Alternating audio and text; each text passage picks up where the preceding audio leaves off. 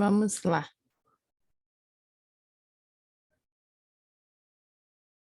Eduardo, você pode me falar se você está me ouvindo certinho, sem alguma interferência? Sim, tá dando para ouvir direitinho. Obrigada. Por enquanto, só temos eu e você aqui. Hoje eu vou ser bem rápida, que a gente só tem um tópico para terminar e eu vou passar uma atividade para vocês me enviarem por e-mail. Então, a gente não precisa ficar enrolando aqui, ok? Tá bom.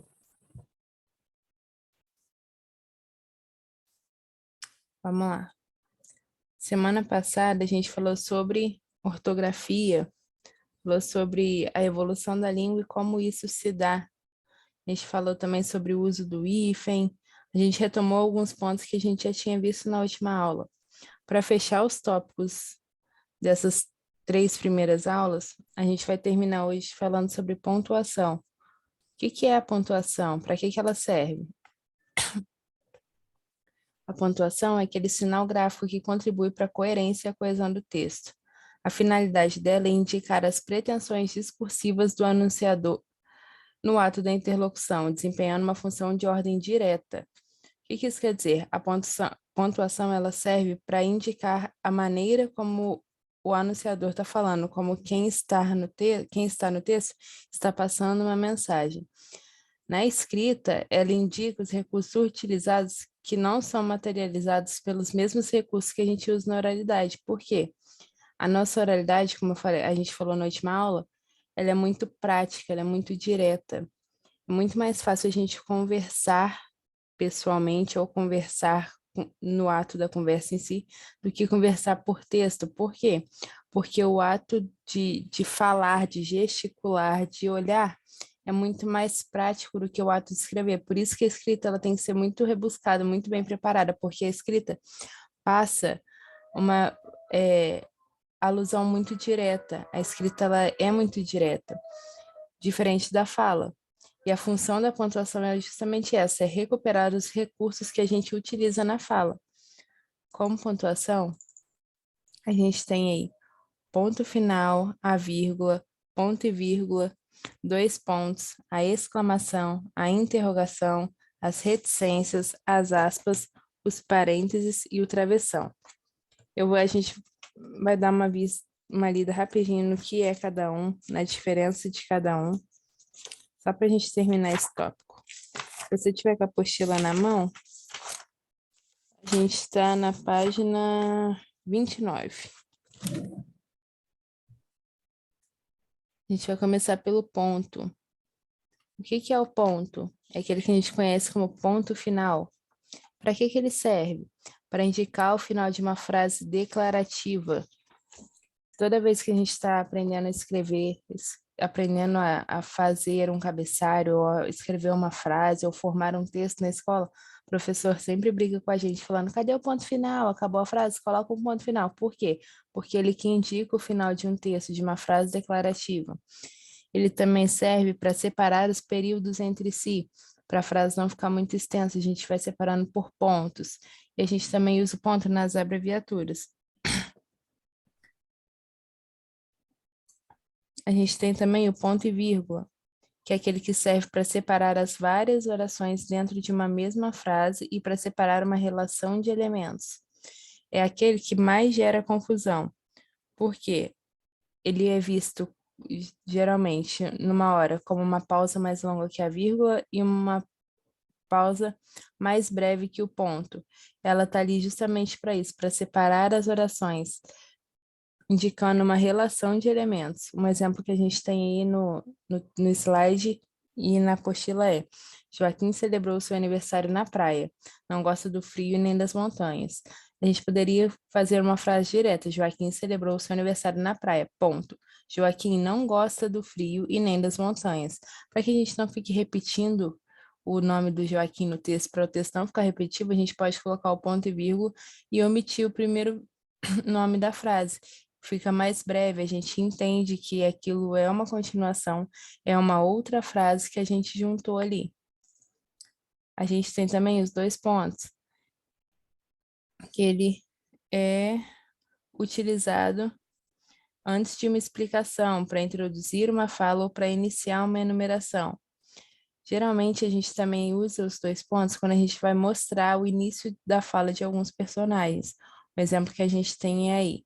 Aí é, então o padre respondeu, 2 pontos. Parta agora. Toda vez que dentro de um texto eu vou indicar a fala de um personagem, eu termino a frase anterior à fala com 2 pontos. A gente também usa os 2 pontos antes dos apostos ou orações apositivas, enumerações ou sequências de palavras que explicam e resumem as ideias anteriores. O exemplo que a gente tem é: meus amigos são poucos, Fátima, Rodrigo e Gilberto. Quem são Fátima, Rodrigo e Gilberto? São os meus amigos, e eles são poucos. Eu estou explicando quem são os poucos amigos que eu tenho. E a gente também usa os 2 pontos antes de citação. Geralmente, no texto acadêmico, num TCC, numa monografia, a gente utiliza citação. Eu acho que, né, que no curso de vocês também têm a disciplina de TCC. Geralmente, quando a gente vai fazer uma citação direta, segundo a BNT, a gente tem que colocar 2 pontos e entre aspas aquela citação, porque a gente está querendo colocar no nosso texto e inferir no nosso texto algo que já foi dito por uma outra pessoa, que é embasado em um outro pensamento. Como que a gente faz isso? A gente diz, como diria, tananã, tananã, 2 pontos.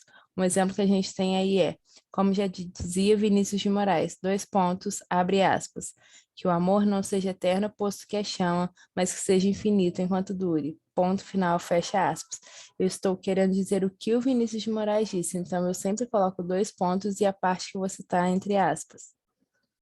A gente tem também o ponto de exclamação, que é utilizado para exclamar. O que é isso, exclamar? Exclamar é basicamente aquela frase que a gente expressa algum sentimento, algumas vezes como surpresa, desejo, susto, ordem, entusiasmo, espanto, e é aquele ponto que a gente usa sempre que a gente quer chamar a atenção. A gente utiliza ele também, geralmente, após vocativo. Parte, Reliel. O que é esse após vocativo? Após a parte que chama, que exclama alguma coisa. A gente usa ele também quando a gente usa um verbo no imperativo. Um exemplo que a gente tem aí é o verbo cale-se. A gente também usa o ponto de exclamação após uma interjeição. O que é interjeição? Aqueles sons que expressam um sentimento. Ufa, ai, ei. E também após palavras ou frases que denotem um caráter emocional. O exemplo que a gente tem aí é o que pena, porque a gente está demonstrando, expressando algum sentimento. A gente tem também o ponto de interrogação, que é aquele que a gente utiliza para interrogar, para perguntar alguma coisa, e ele é utilizado no final das frases. A gente usa ele também quando a gente quer fazer uma pergunta direta. Um exemplo que a gente tem aí é quando a gente pergunta: quer ir ao cinema comigo? Como você se chama? São perguntas feitas diretamente para a pessoa com quem eu estou conversando. Então, num texto, a gente utiliza o ponto de interrogação. Na oralidade, a gente usa a entonação da voz. A gente também usa o ponto de interrogação juntamente com o ponto de exclamação, que é quando, ao mesmo tempo que a gente faz uma pergunta, a gente se sente surpreso com algo, amedrontado com algo, a gente tem uma relação emocional com aquilo que foi dito antes. O exemplo que a gente tem aí é numa conversa entre 2 pessoas, onde uma pergunta: quem ganhou na loteria? E a outra responde: você. E a primeira pessoa responde: eu? Por quê? Porque ela ficou assustada com a resposta, por ser ela que ganhou, e ao mesmo tempo ela quis retificar a pergunta: eu que ganhei? Quem ganhou na loteria fui eu? A gente tem também as reticências, que são os pontos que marcam a suspensão da frase, devido muitas vezes a elementos de uma natureza emocional. O que é essa parte de elementos de natureza emocional? É quando a gente quer passar na parte escrita um sentimento meio vago daquilo que a gente está pensando ou tentando reproduzir na escrita. As reticências indicam também a continuidade de uma ação ou um fato. A gente usa as reticências quando a gente quer indicar dúvida ou hesitação do falante. Quando eu tenho um texto e eu quero indicar uma dúvida ou uma hesitação, eu coloco as reticências para indicar que aquela ação ou aquele fato geram essa dúvida ou essa hesitação. O exemplo que a gente tem é: sabe, Eu queria te dizer que esquece. É aquele famoso ponto dos poemas que a gente ouve, que a gente vê por aí, não só sendo cantados, mas também na internet.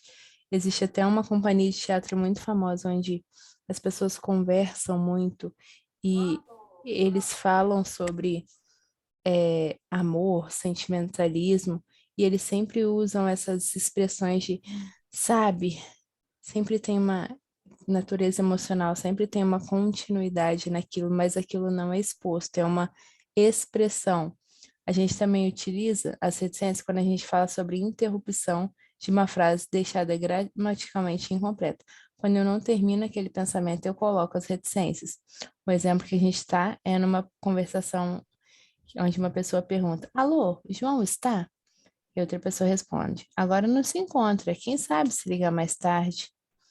A ideia é que a conversa acaba ali, mas a pessoa entendeu que se ela ligar mais tarde, pode ser que o João esteja. A gente tem também o uso das reticências quando a gente chega ao fim de uma frase gramaticalmente completa com a intenção de sugerir o prolongamento dessa ideia. O que que é isso? Toda vez que a gente quer prolongar uma ideia numa frase que já está completa, mas a gente não quer utilizar a ideia geral ali, a gente coloca as reticências para indicar que aquela frase continua. O exemplo que a gente tem é: sua tez, alva e pura como um foco de algodão, tingia-se nas faces de uns longes cor-de-rosa, reticências. A citação continua, mas aquilo que era importante para mim, aquilo que eu queria falar, já foi dito somente nesse fragmento de texto, então eu não preciso citar ele inteiro. A gente também usa reticência quando a gente indica a supressão de algumas palavras numa frase transcrita. O que que é isso? Quando a gente pega fragmentos da frase e, para não citar a frase inteira, a gente cita pontos chaves que serão importantes e que já transmitem a ideia que a gente quer passar. O exemplo que a gente tem aí é uma citação de Canteiros, do Raimundo Fagner, que fala: Quando eu penso em você, reticências, menos a felicidade. Provavelmente ele quer dizer que a felicidade que ele sente não aparece somente quando ele pensa na pessoa. Só que para não ficar uma citação muito longa, ele pegou somente os fragmentos daquilo que é importante para ele na hora da transcrição. A gente tem também as aspas, que elas têm como função destacar a parte de um texto. A gente tem aí como exemplo: Ia viajar, viajei 34 vezes, às pressas, bufando, com todo o sangue na face, desfiz e refiz a mala. É um fragmento do texto Prazer de Viajar, do Eça de Queiroz, e quando eu quero destacar essa parte do texto dentro de um outro texto, eu coloco entre aspas. Quando a gente falou sobre os dois pontos em uma citação, eu falei que quando a gente vai fazer uma citação direta, a gente faz isso, a gente explica que a citação vem logo depois daquilo que a gente está falando, coloca dois pontos, abre aspas e começa a citação. Terminou a citação, fecha aspas. Por quê? Porque a aspa indica isso. Ela destaca uma parte, destaca uma citação uma parte do texto, uma citação. A aspa também serve para representar os nomes de livros ou legendas. Toda vez que num texto acadêmico, num texto no geral, quando a gente vai citar alguns livros ou algumas legendas, a gente coloca essa parte entre aspas também, porque elas não são diretamente parte do texto. A gente também usa aspa para assinalar estrangeirismo, neologismo, gíria, expressão popular ou ironia. O exemplo que a gente tem aí é: Maria ganhou um apaixonado ósculo de seu admirador. A palavra ósculo é uma palavra que não existe, então é um neologismo. O que que é um neologismo?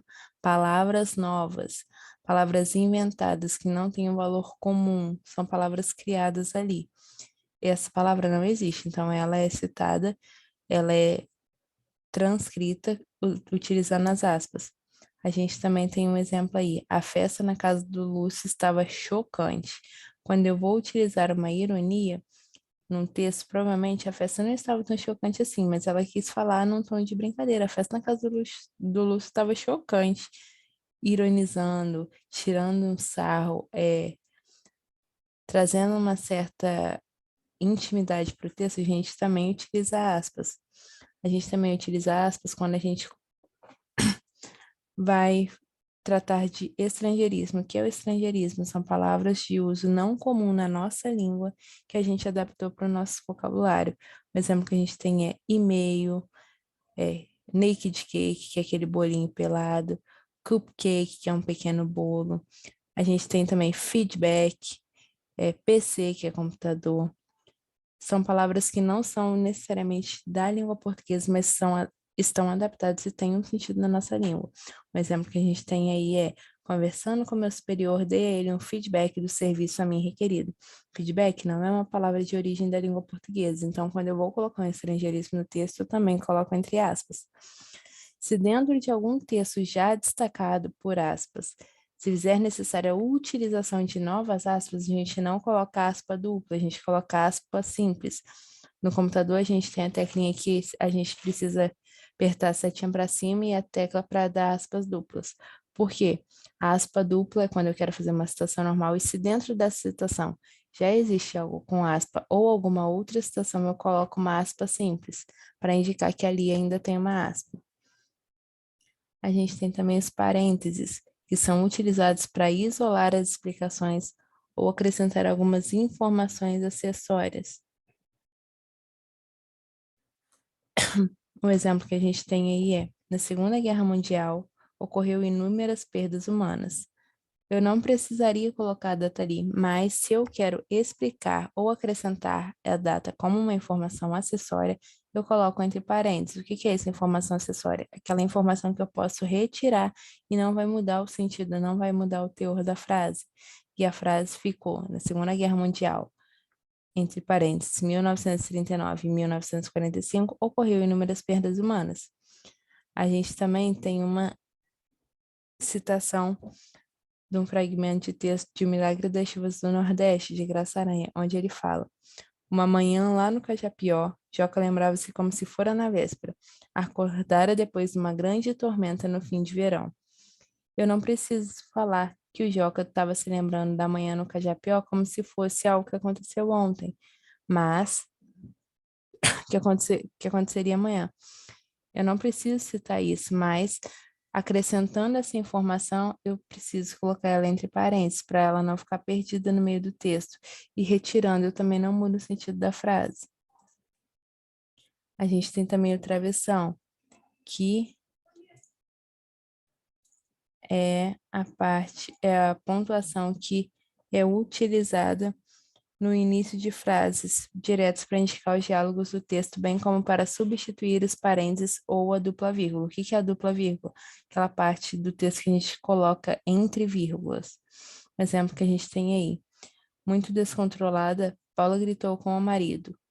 Dois pontos, travessão. Por favor, não faça isso agora, pois teremos problema mais tarde.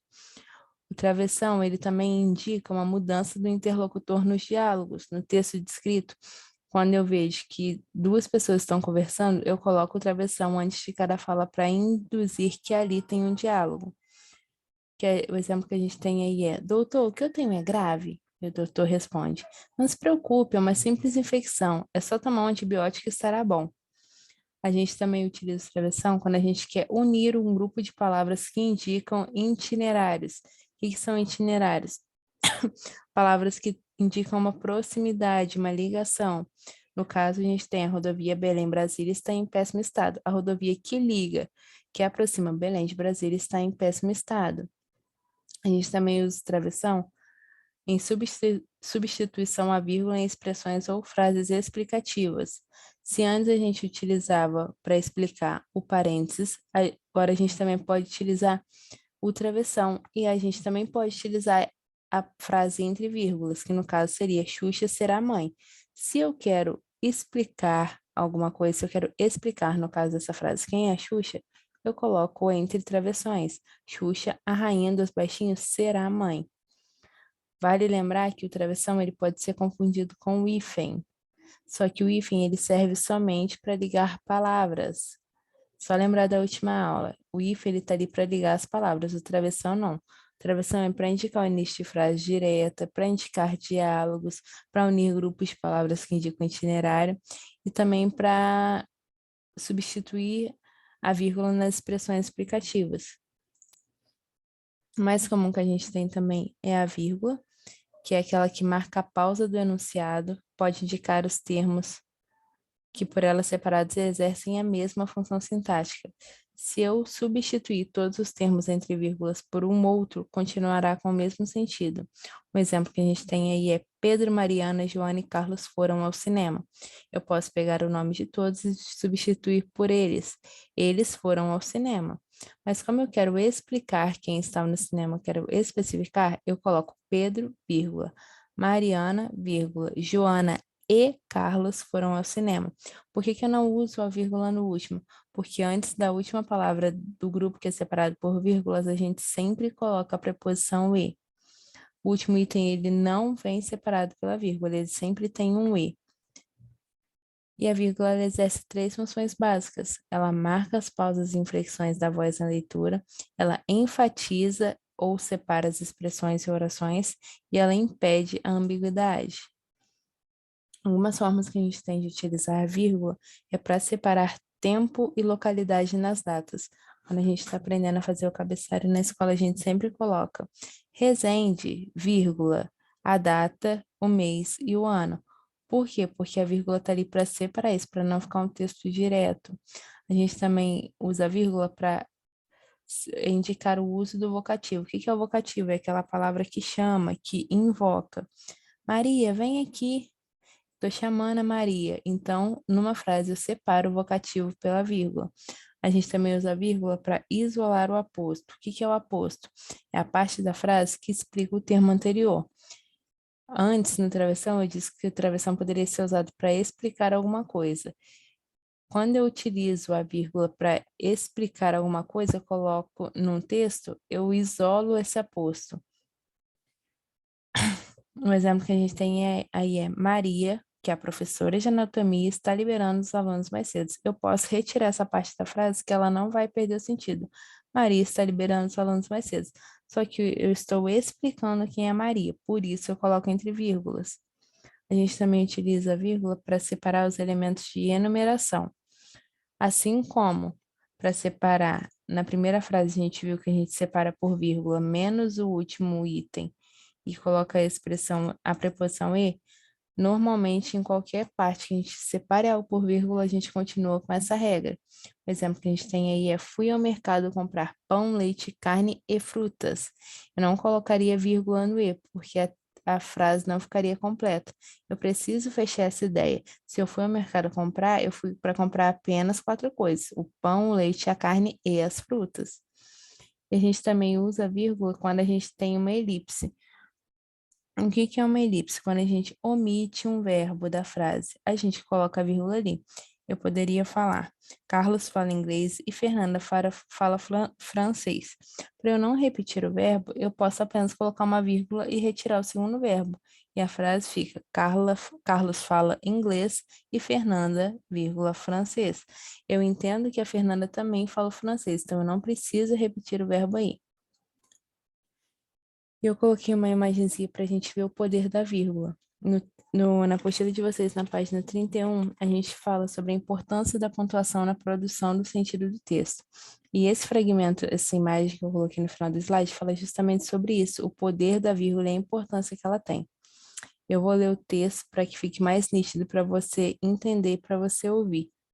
Tá bom, Eduarda? Tá bom. O texto começa, vírgula pode ser uma pausa ou não. Não, espere, não espere. Ela pode sumir com seu dinheiro, 23,40 ou 2,34. Pode criar heróis. Isso só, ele resolve, ou isso só ele resolve. Ela pode ser a solução. Vamos perder, nada foi resolvido. Vamos perder nada, foi resolvido. A vírgula muda a opinião. Não queremos saber. Não, queremos saber. A vírgula pode condenar ou salvar. Não tenha clemência. Não, tenha clemência. E na apostila, a gente fecha essa imagem com um texto na apostila de vocês que fala: se o homem soubesse o valor que tem a mulher, andaria de quatro à sua procura. Se a gente for mulher, a gente coloca a vírgula depois do mulher, porque a gente entende que o homem procuraria a mulher, e a frase ficaria: se o homem soubesse o valor que tem a mulher, andaria de 4 à sua procura. Mas se é um homem lendo o texto, provavelmente beneficiando os homens, ele coloca a vírgula depois do tem, e a frase fica: se o homem souber o valor que tem, a mulher andaria de 4 à sua procura. A vírgula, ela tem justamente esse poder. Ela, dependendo do lugar onde ela é colocada na frase, ela muda todo o sentido. Geralmente é a parte da respiração. Quando a gente aprende a usar vírgula na escola, a gente aprende que o texto tem que ter pausa para não ficar uma leitura direta, uma leitura cansativa. E a gente coloca vírgula. Mas a gente tem que se atentar justamente para isso, para a importância na pontuação no sentido do texto. Qual o sentido que eu quero passar? Eu, como mulher, eu quero que o homem entenda que se ele souber o meu valor, ele anda de 4 à minha procura, então eu coloco a vírgula depois do mulher. Se eu sou um homem e eu quero me beneficiar falando que a mulher andaria de 4 atrás de mim, à minha procura, eu colocaria a vírgula depois do homem. Conseguiu entender a diferença que tem a vírgula? A vírgula é a pontuação que a gente mais bate na tecla na escola, porque ela é a pontuação mais difícil da gente decorar justamente por isso. Ela depende do contexto, depende do sentido e da produção desse sentido no texto. A apostila de vocês termina falando sobre a parte que é escrita, a parte da pontuação na escrita, ela é modificada. Por quê? Porque a escrita ela auxilia a fala. A gente debateu que a fala é muito prática, muito rápida.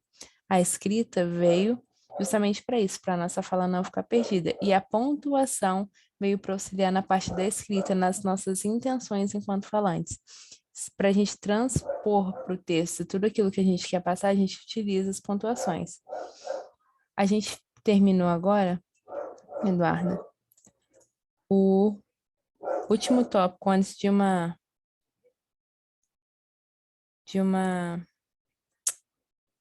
atividade. Eu preciso passar uma atividade para vocês, mas como só tem você aqui, eu vou passar uma atividade para vocês fazerem e me enviar por e-mail, porque aí fica mais fácil, eu não tomo muito seu tempo, e aí eu dou uma data limite.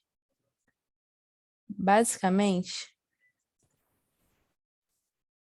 eu enumerei 5 perguntinhas básicas, eu quero ver a parte escrita de vocês.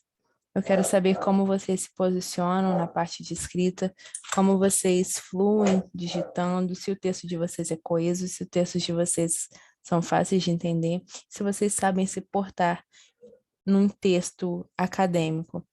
Mas são perguntas bem tranquilas. Tem tudo na apostila. As perguntas são baseadas naquilo que a gente viu nas últimas aulas, para ser um texto mais dinâmico, mais direto, para eu avaliar essa parte de vocês. E aí, na semana que vem, eu dou um feedback sobre essa atividade. A primeira pergunta é: qual a importância do ensino da língua? A gente debateu isso.